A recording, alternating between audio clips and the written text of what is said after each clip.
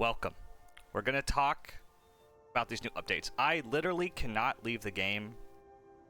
It's funny. I was like looking at all the updates, and I'm a pretty busy person, so I don't like have a ton of time always to like be making a video for every update. I kind of have to pick and choose which ones I feel like are appropriate and stuff like that. But I was gonna make some stuff about the current updates. Which ones are there? News Home. Yeah, I made a video regarding the Project Rebalance on the 21st, whatever, and I was like, surely they're not going to do any more. And I was planning to talk about the Herbler activity. I haven't really spent much time looking at it. And then they released a Project Rebalance, another one, and I'm like, fuck, what could they have possibly done again? So we're going to go through it, and I'll probably just talk about every single thing here.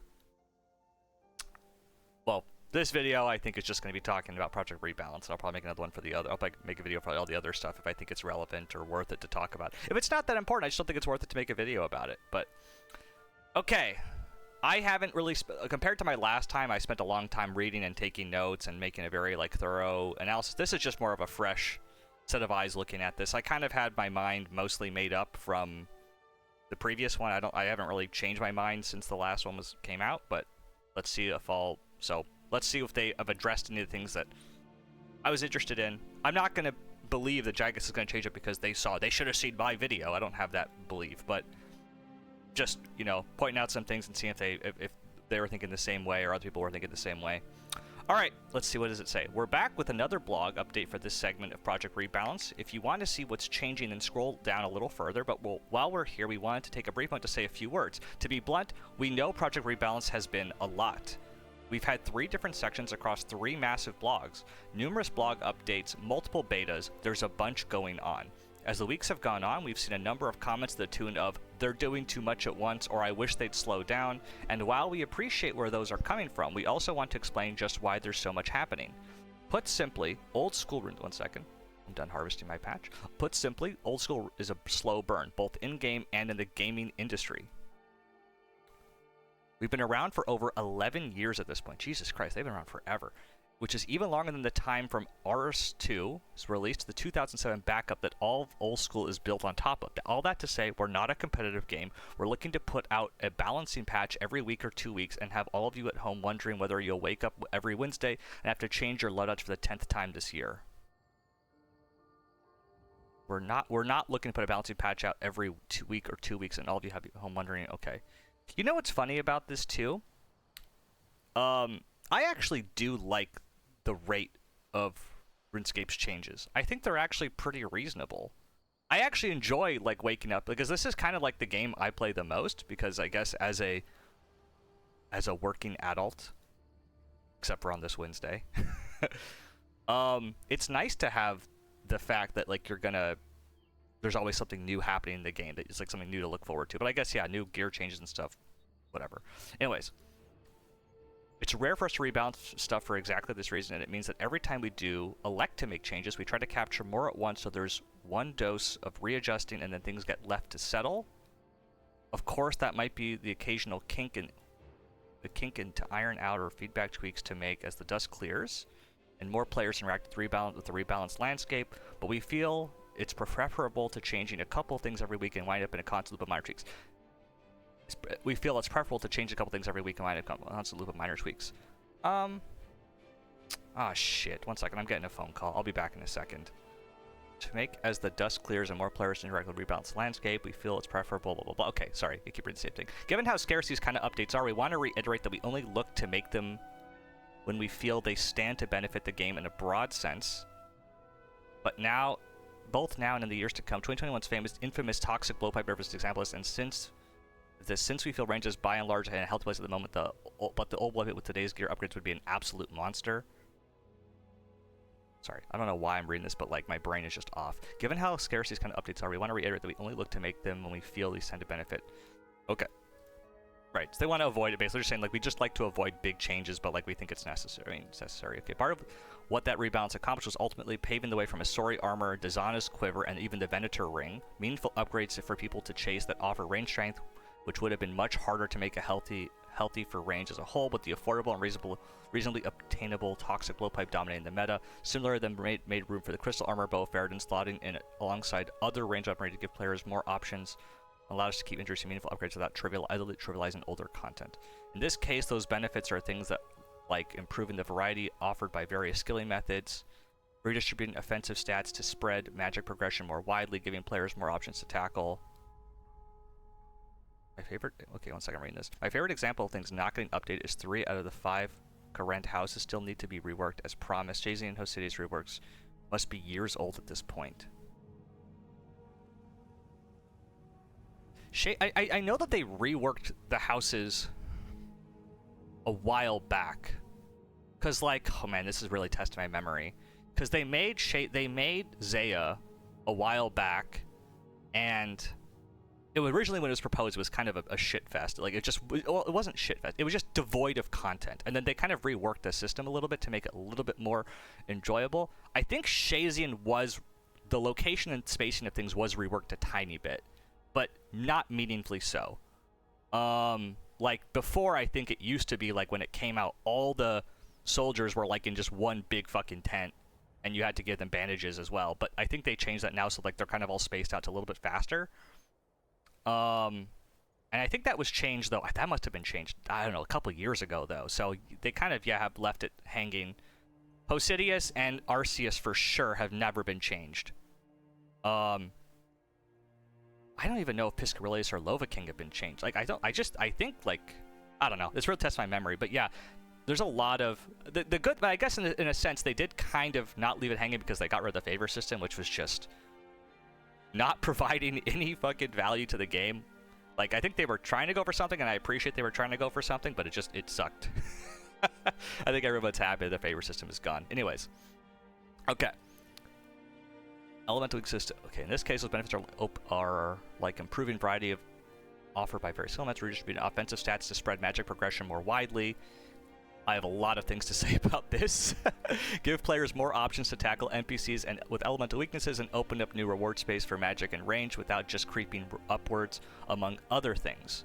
So, I made a pretty long ramble. I wouldn't, if nobody watched it, the general thesis of it, going over the last Project Rebalance changes.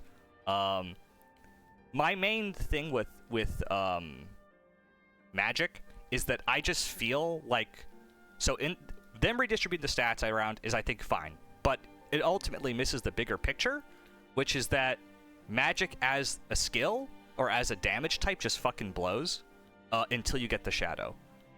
Which was that, yeah, my point is, like, you're literally with comparable gear setups, like same amount of time to acquire stuff, like full Arims, and then like with an occult and with like all this other gear, even with the changes that they were suggesting, was just gonna still be hitting like 4 hits lower than like equivalent mage gear or equivalent melee gear, or even lower melee gear and range gear. So my point was just that, like, the reason why this is the case is exclusively because the Shadow is so strong that they have to balance around it. Because if they add any slight amount of magic % damage bonus, it gets multiplied by 3 to 4 times by the Shadow. So the Shadow is what really holds back, like, everything in Mage being useful, because Mage is literally super underperforming all the time until you get the Shadow, which just kind of sucks. So it's like, all these changes, you can rebalance the numbers however you want. It doesn't matter. Like, realistically, you could make Arims 15% magic damage to be comparable to melee gear and range gear setups. If you're using, like, the Trident and stuff like that, you could literally do that, and it wouldn't be a problem. But we're debating, like, oh, is 1% too much in one area? It's like, it's literally missing the point, is that it's ass in all other situations. So, but we'll see if they've changed that or not. I doubt it, but that's, I mean, it's fine. I'm still gonna play the game regardless. Because I'm addicted. I don't care. I'll fucking play. Anyways, throughout all these changes, something that we've aimed to keep consistent is that even if you just carry on and doing what you're doing now, you shouldn't be significantly worse off for it in the overwhelming majority of scenarios. Still want to use your Abyssal Whip at Gargoyles. Your task might take a couple extra minutes, but that's all good. I'm deleting the game if it takes a couple extra minutes. If it's not the most efficient way to do it, I'm just leaving the game. Alright, that's a joke. I wouldn't do that. Your task might take... Okay, whatever. You'd rather click shooting stars while you're at work from home than try You'd rather click shooting stars while you work from home than try volcanic mine? Sure thing. It's just going to be just as good as it is now, but that improved variety of waiting is waiting for you if you want to take a look. Cool.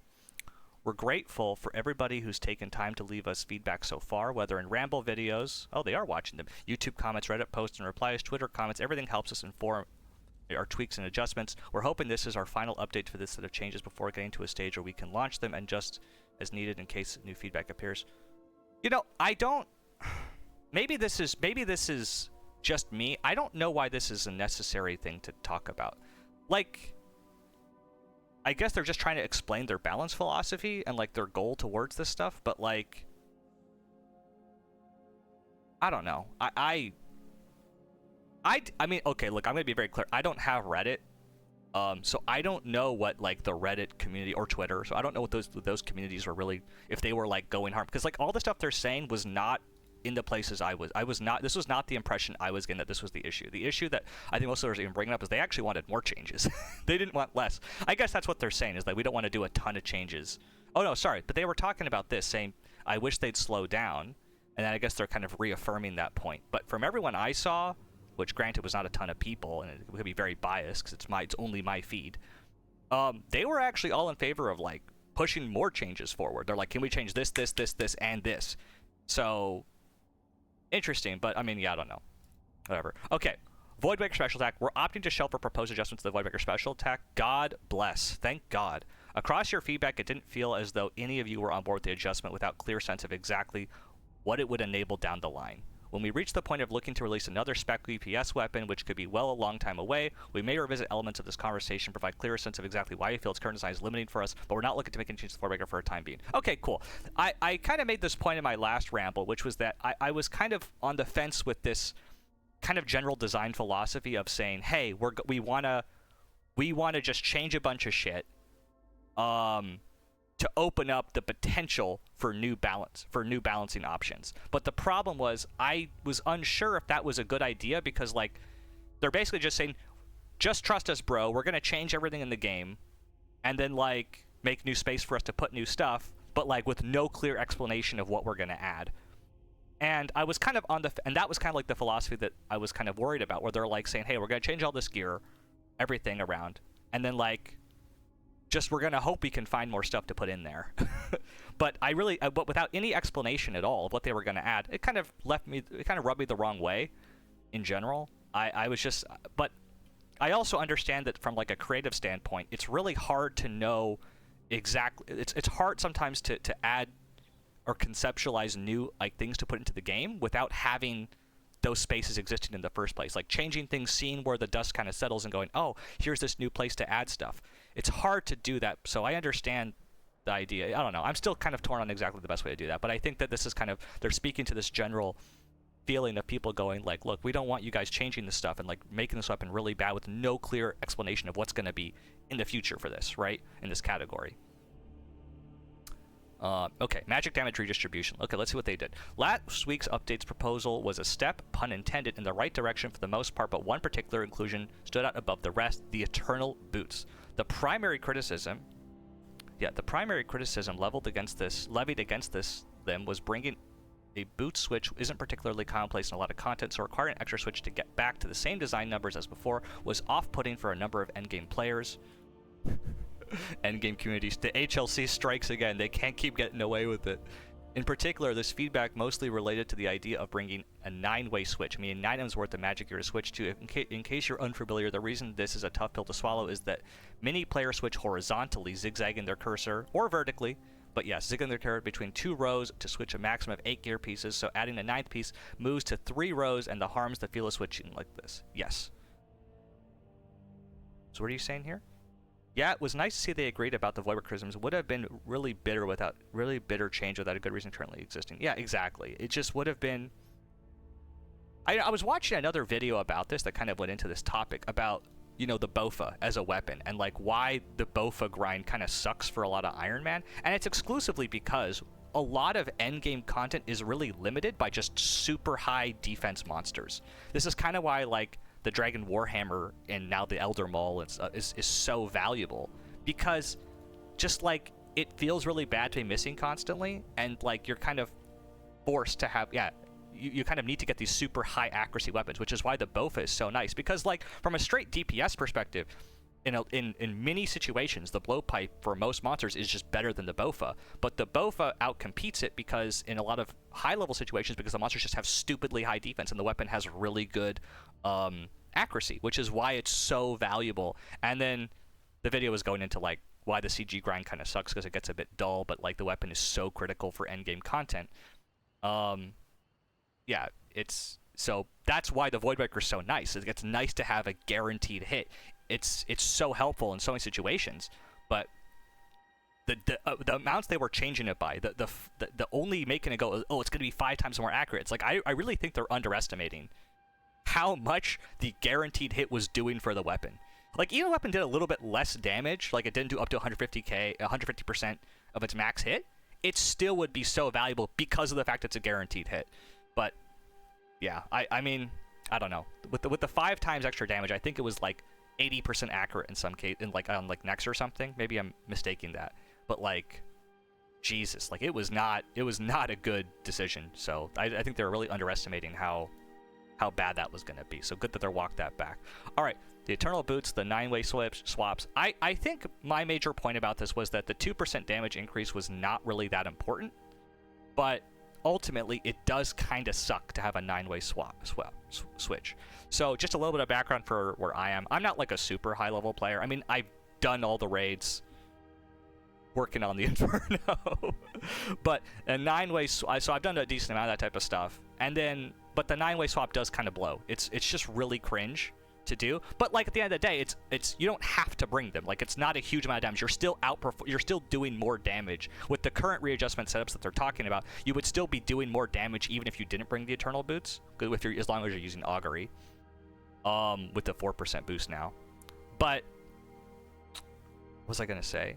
I do also understand from a high level perspective, it is kind of fun to do things in the most efficient way possible. It feels more satisfying when you play. Like, I don't have to do it, and I can just be like, yeah, it's not worth it, I'm not going to bring it. But, like, in some cases, it is kind of fun to do the most, like, to be the most efficient way possible. So I can be sympathetic to people kind of being a little bit annoyed about it. I do think a lot of it, what did I say? I literally put, I think I replied to somebody's comment on the last video saying that I think a lot of the doom and gloom is unwarranted. But, like, I do kind of get, so I'm kind of in between it. Understanding why some people are upset. Like, I think that the 1% change, I mean, I don't know. It's just, it's hard. Like, they want to give a use to the Eternal Boots. I get it. But at the same time, it just feels bad to have a weapon that you feel like you kind of have to use if you're, like, going for the best times possible. It's tough. I'm sympathetic with why it's difficult. I think their change they're making here, I kind of glanced at the 1%, is not a bad idea. But I don't think it changes the fundamental issue. Like, people are still going to feel compelled to bring it. But actually, no, sorry. I have something to address on this. I'll get to this in a second.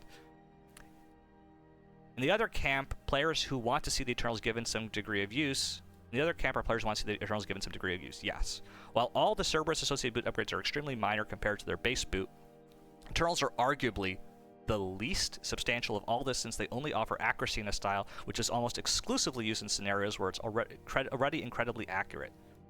Yes. It's already kind of useless kind of gear. So we've got a delicate line to walk between not having these best-in-slot boots, feel like they are not even worth taking up a slot in your bank. Wait, sorry.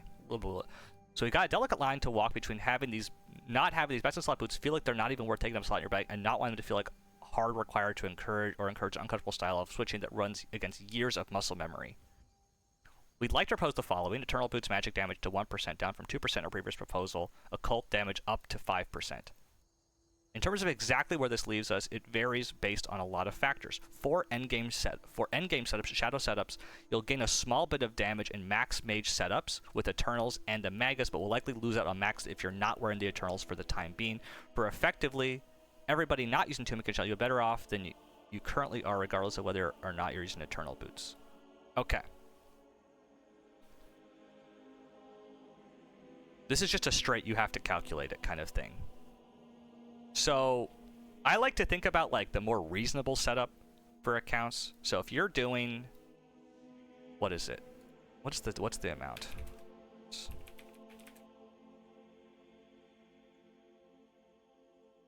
Nice. targeted ads, I guess. I've never bought gold in my life, I swear. I genuinely have no idea what's popping up. Okay.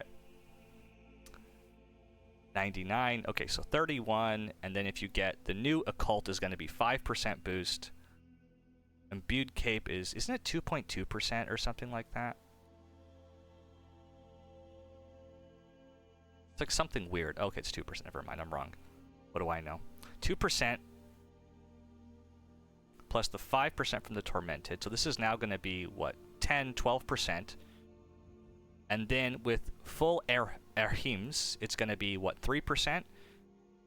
So 3% plus whatever, 5% plus 5% plus 2% gives you 15 boost. So with full Erhims, you're basically going, so this is 17% now, but then if you put on Mystic Might, you're now reaching the same percentage, right? Because is it that Mystic Might is 2% now, I think, is how it's set up to be? I think they just have the old post here. This is 2%, yes. So 2%, and then if you use a Mage's Book, you get an extra 2%, which is kind of nice. So this is actually fine, like you're getting a 2% boost. But the key thing I was talking about in my last ramble was that nobody was sitting down and calculating this. And like, what does this actually mean in terms of DPS? Like, this is the key thing to ask. So if we go and do this now, let's say you're using Mystic Might, so like more like an Iron Man setup. But even then, this is still fucking crazy because you have to get to like level 93 to get the damn occult necklace. But whatever. Okay, maybe more of a main setup. So tormented, but like lower tier main setup. So you're using a trident, a Mage's Book. What did I say that was? That's 5 for the occult plus 3 for the Arims plus 2 for the Mage's Book plus 5 for the tormented plus 2 for the Mystic Might. But I think there's also, does anybody know if the Infinity, I don't think they ever specified if Infinity boots will give you 1%. They kind of just said Infinity, but I don't know if they were referring to like head, body, and then like legs. They kind of just said Infinity robe set pieces. My guess is that means everything. So the gloves will also go, the boots will also count for 1%. Maybe I'm wrong, but that's my assumption of how I'm interpreting that. I could be completely wrong. Whatever, we'll see. I'm just gonna kind of ignore them for now. I don't think it's gonna change my point here. So this times your max hit of 31. Sorry, 1.17 times 31 is 36. What if you were doing 15? 1.15 times 31. Okay, so you are getting effectively 1 max hit. That's nice. You're doing 36 now. Fan-fucking-tastic. My point still stands where, like, you can use super... This is outside of, like, most... This is, like, in most, like, Slayer or any content without being... I don't think I intend to tag naturals, but who knows? Yeah, the way it's set up is not explaining... It does not explain it as well. I don't know. I think they should, because like in most situations it really doesn't fucking matter. Even if they do. Like a 1%, the way to remember is that like a 1% increase on magic damage, only because of the way the system works, you have to do at least 100 damage to see any effect at all. Like if you only have a 1% boost on a max hit of 20, you're not going to see anything. So you literally need to do like 100. So who cares? Like, this is my major point. Like, it's like you can make all these changes, it's still fucking irrelevant. These armor set is still crap. Now, when you get into like the realm of using, like, what if I use an ancient brew or something, or not an ancient brew, what's the one that fucking boosts your magic? Is it Arceus magic? Is it like magic potion or magic boost? And then maybe you can find something, temporary skill boost magic. Battle Mage Potion, Ancient Brew. This is the one you get in the Moons of Peril. Saturated Heart is interesting. This will actually give you quite a bit. So 13 max hit. This gives you the level of like an Overload minus. Damn. So if you get 26, holy shit, that's based. 39. So if you're doing like TOA, 39. But like at the end of the day, it's still just way lower than every other setup type. So, yeah, they like legit... I think I did some more specific maths. You could like literally get Arims to like 10 to 15% on it, just the setup alone, and it would still be like valid. But better than nothing, I guess. I am in general more in favor of this idea. I wonder how this is going to work for... What's it called? Yeah, anyways, just overall, like, okay, who cares? 1% moved around just doesn't really matter to me at all. I don't really care that much. But, like, whatever, I guess, sure. In terms of where exactly this leaves us based on variable factors, okay, blah, blah, we already did that. This does mean that in the future, upgrading a single % of magic damage will get you back to or beyond where you were before you're a shadow user, but that in the short term, for mage-heavy encounters like Tombs of Mask, it may be worth considering camping Eternal Boots over Primordial Boots. Sure? We appreciate that it's a difficult balance here, but ultimately don't want to wind up in a scenario where we don't feel like we ever put magic damage on boots because of concerns about the number of switches. While this is the case from offset of our newest proposal, the addition of effectively any magic damage upgrade in any other slot will let you get back to camping without a care in the world. Yep, sounds good. While it's not 100% ideal for some of you reading, we believe this is like the best compromise we'll be able to reach with the conflicting wants of players while still delivering on our goal of redistributing magic damage to spread magic progression and gear upgrades. Feel more meaningful for the majority of players progressing their accounts, whether those upgrades are obtained through economic progression or unlocking them by themselves. Fine. Fine. Okay. Nightmare drops. I also had a lot to say about this. What was my major point about this?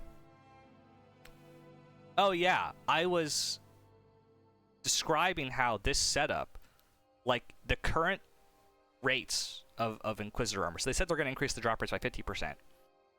And my major point that I had was that currently the full setup on an Iron Man takes about 282 hours to get, if you trust the wiki numbers. That's how rare it is to get from doing Fasani's Nightmare. Like that's how long it takes. Versus, and I put other setups, like Torva takes 70 with duos, and Bando's set takes 26 to 35 hours depending on your setup. Like, this armor is just not that amazing, and it takes so long to get.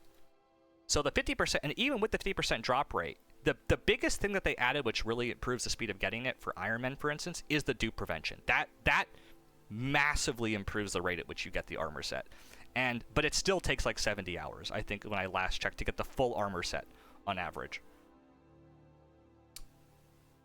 But let's go ahead and keep looking at this. First things first, we're talking about the proposal for dupe protection. Well, okay, never mind. Well, we said it wasn't something we'd look to roll out everywhere. Many of you raised concerns. It doesn't feel at all like old school, and we're worried that it set a dangerous precedent. On top of this, it didn't exactly solve all the issues with Nightmare / Fasani's Nightmare when it comes to orbs or just enjoyability for mains and irons alike for reasons to grind the boss. Well, okay. It's going to take forever to get it unless they really change the drop rates. Once again, we've got a delicate line to walk between wanting to make those bosses feel worth engaging with and not wanting to undermine the monumental grind of those who completed the content already. The whole... It was harder for me back in my day, so people should have to suffer the same way I did mentality wins again.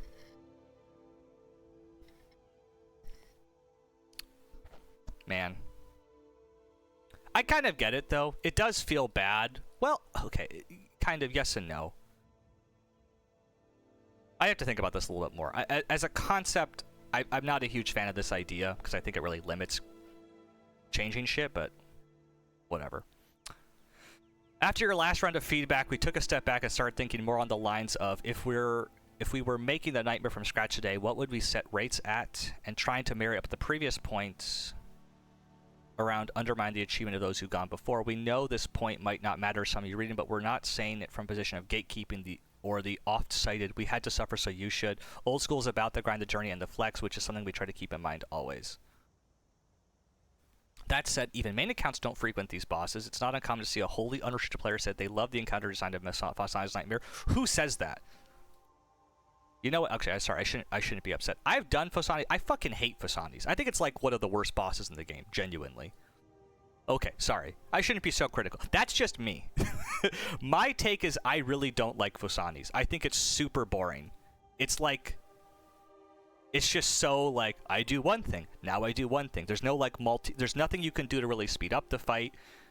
Oh, God, okay. But they don't tend to engage with it because the time required to see anything worthwhile would be better spent elsewhere, or opposed and further improving their drop rates to these uniques and keen to see things shake out for this. Yes, you can massively increase it. Note, all the same % buffs apply to regular Nightmare 2, so the chance of any specific orb being buffed by 46.67% would go from 1 in 1/800 to 1 in 960. We're just gonna focus on science here because we feel it's the more frequently it's. Don't you just have data to see which bosses killed more? Okay, doesn't matter.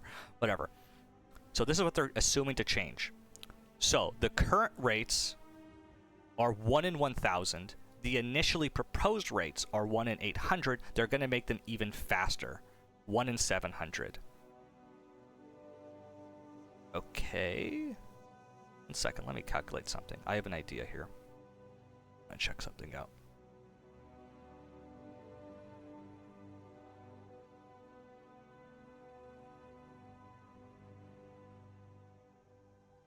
Okay, I'm going to do something quickly here.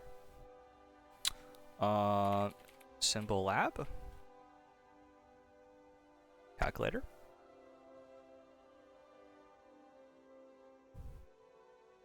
For any of you still in high school or in college doing math classes, this is really useful.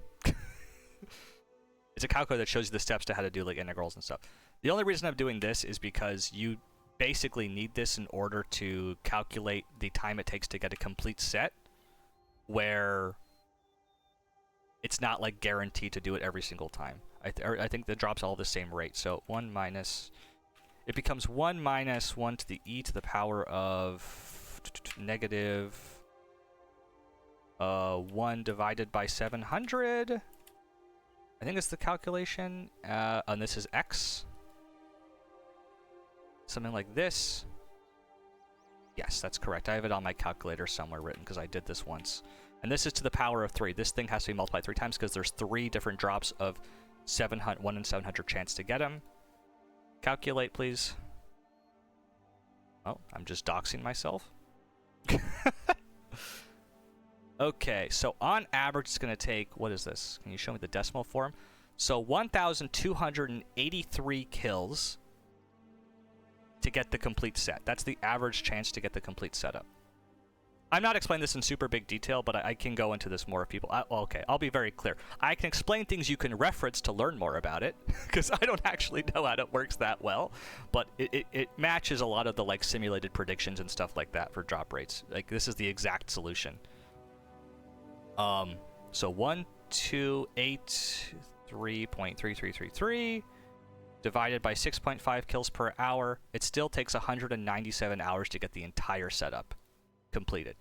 This is including the chance that you're going to get duplicates and stuff like that. But that doesn't match at all what they're saying. Now I'm really confused. I could just be doing this wrong. Oh, this is time for a unique. Okay. Across all possible uniques, yes. If you're looking for like any specific Inquisitor piece, it's going to be a 1 in 233. So it's going to be 233 kills on average. Wait, is that right? Oh, yes. Yes, this is starting to make sense to me, because it's 700 to get a specific Inquisitor piece. So on average, if you want to get like the torso or the head, it's going to take you 107.7 hours, or 107.7 hours, assuming you're getting 6.5 kills per hour, which is, by the way, an extremely optimistic number. Like, you are most likely not going to get 6.5 kills per hour, but whatever, let's just assume it's the best case scenario. So it's going to take you 107.6.7, yeah, to get a specific item. And then if you take the fact that you're going to get 3 of these drops, essentially, and the chance to get them is like, what's it called? Yeah, and then you could get duplicates as well. On average, it's going to take you, whatever I said before, which is like 200 and something. Did I not calculate? Did I not save it? Yeah, 200 hours or so. So it's still kind of ass, considering that, and checking this out, this math makes more sense to me now. Considering that Torva takes 70 hours to get with duos, and Bando still takes 26 to 35 hours to get the entire setup with the same math. So that's to get the full setup of Bandos. Realistically, it actually takes less time because you only have to go for 2 of the items, because no one gives a fuck about the boots. So it's nice, it's better, still like horrible for irons. And we're still talking about the fact that this is Inquisitor, which is not really better than Bandos in many situations. Like, it has a little bit more extra accuracy. And I don't think they're doing the 7.5. It has only, I think, the 7.5% bonus to the mace, or to the set for the Accuracy Crush, only applies to the mace. So, I don't know. This just still seems like I'm never going to go for this, like ever. I'm never going to touch this on my account. So, okay, I mean, whatever. Same problem still. Like, I think I was saying, like, if you wanted this to be equivalent to this time, it was going to have to be, what, 6.5 kills per hour times, let's say, 35 hours? You have to get it so that it takes the entire setup you can get within 227 hours. Oh, sorry, 227 kills. So that's like really dropping this down to like 1 in 200 to make it effectively the same as Bandos, which is where I kind of see Inquisitor sitting. But that would massively diminish people's accomplishments and whatever, yada, yada, yada. So, but anyways, okay. Orb chance, they're having it. Still, I think this is ridiculous, because to get all the orbs, it's still ridiculous. But, like, overall, I'm happy that they're making these changes. It doesn't change the fact that it's still, like, horrible. It's still horrible. 1 in 118. Time per unique. Holy fuck, man. It's brutal. It's just brutal. Like that's nuts to me.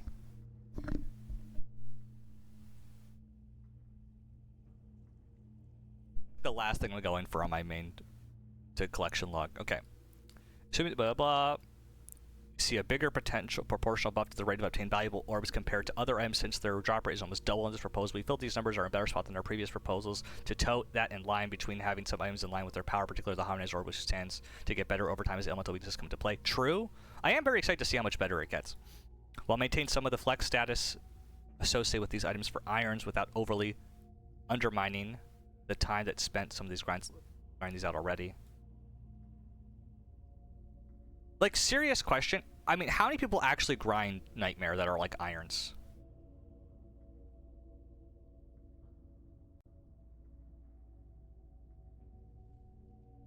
I mean, like, I'm really curious. Like, how many people, like, legitimately, like, it just feels fucking brutal to me. Is there a way to see? Okay. OSRS high scores.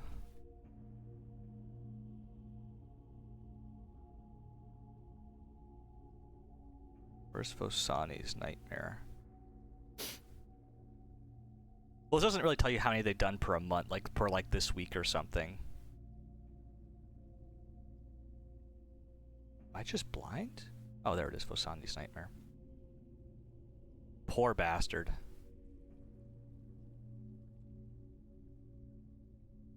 Can I see, like, Iron Man?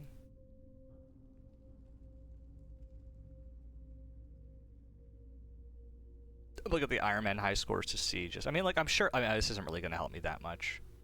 Poor bastard. Holy shit.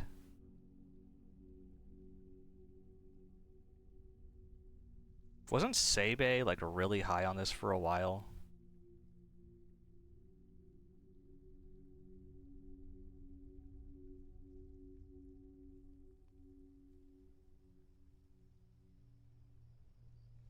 I don't know. Anyways, I guess I'm not really going to figure this out from just looking at this. But my point is that this is like, I wonder how many Iron Men are really like grinding this boss. I guess it looks like a ton. Looks like, well, okay, 100. That's not like a lot. So if I go to like,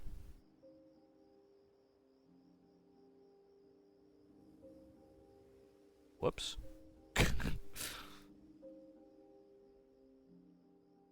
It's not really a ton. Oh, well, okay. It's I mean, well, okay. We're getting to the thousands. It's going to be a lot of people, yeah. Okay, if you're an Iron Man, I don't know why you're grinding this armor. This is like literally only like endgame shit you should be getting. It's like, it's just not worth it ever.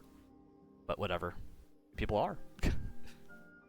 As normal on normal Nightmare, not besides I remember correctly. Oh, well that doesn't. Okay.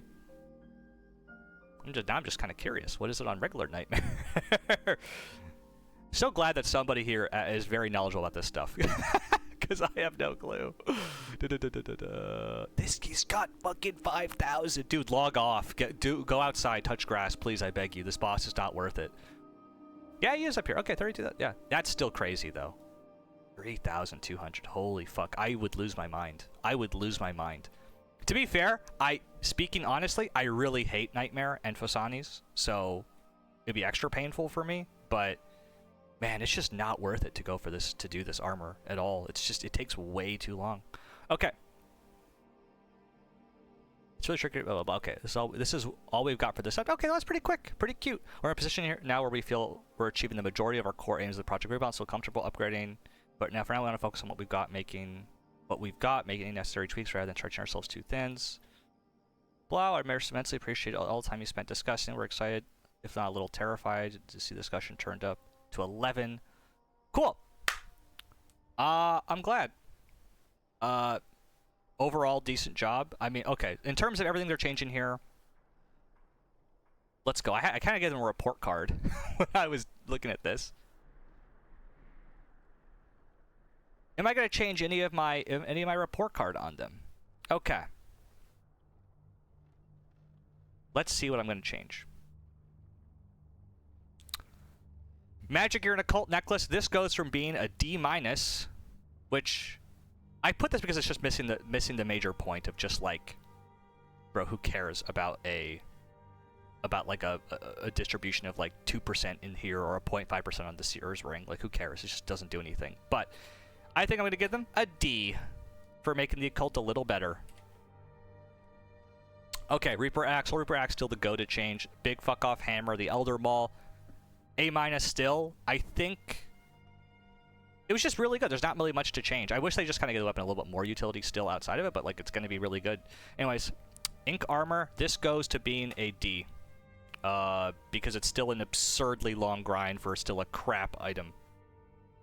Sorry, not crap. Like, Inquisitors is fine. It's like, it could even be stronger, considering how long it takes to get, but still, whatever. Voidwaker, going straight to A+. Nice job, Jagex. Not changing it at all is better. Ancient Godsword, I don't have any opinion on it because I've never used the weapon, and also I don't PvP, so I have no knowledge of it at all. From a couple of people that commented about it. Oh, yeah. The one thing about this stuff, I will say this. A lot of my suggestions towards Magic are very much, I mean, this goes for everything, are very centered around PvM. I don't do PvP at all. So, in my last ramble, when I was talking about, hey, you can make a lot of Magic gear better, a lot of people rightfully pointed out, some PvPers were saying, hey, that would ruin fucking PvP, and I was like, good point. So that might not be the, I mean, I'm arguing that there needs to be some changes towards how we look at Magic as a skill, but that's fine. All right. Big fuck off hammer, Ink Armor, better Void Hammer.